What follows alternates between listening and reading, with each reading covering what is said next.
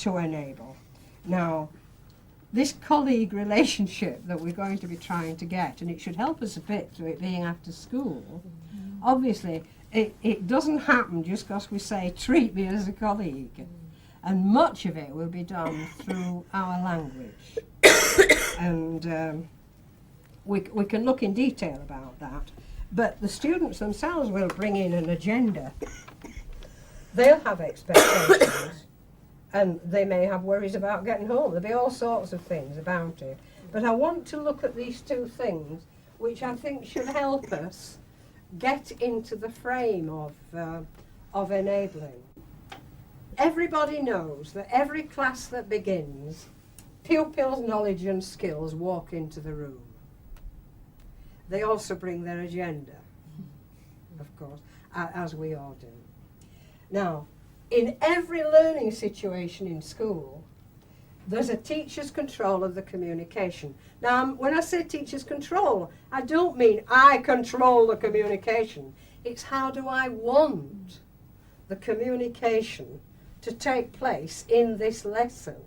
So the word control, I'm not thinking of as being bossing. We do have to be in charge in some way, because they've arrived. Now, the teacher's control of communication can work at variable strengths. It can look very controlled, or it can look really, really very casual, but it will still be somebody's leading. Now, the social context we provide will be how we arrange the whole space. Now, at the moment, you see, this is not a very good social context, because I'm keeping you either entranced or bored. But because the social control is including this row of people. And it often happens like that in schools, at least in my experience. The desks still seem to be around. But however we do create this social context alters the communication system. And as you can see, I'm very limited at the moment in my communication system, partly because I've had to arrange the social context is including this as well, which we haven't got to.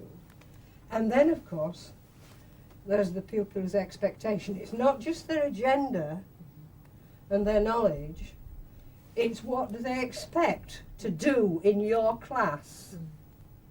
And we're going to be breaking this down, if we can, into this emergent structures, rather than the expectation that they would normally expect when they meet you in your subject area.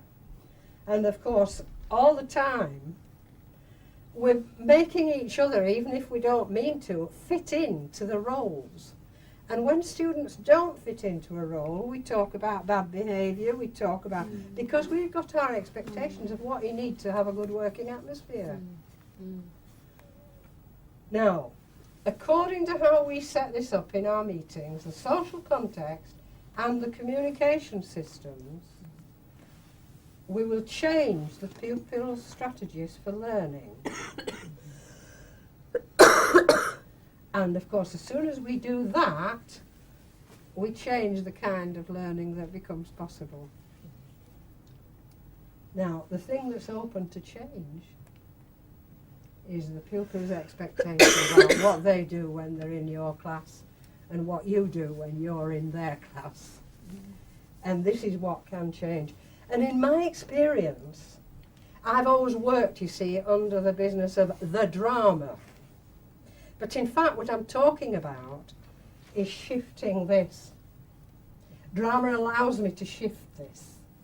And that is what changes most rapidly when you begin to work in ways which are just a little bit more, I'll say more emotionally based, but I'm not talking about, of course, emotion as such.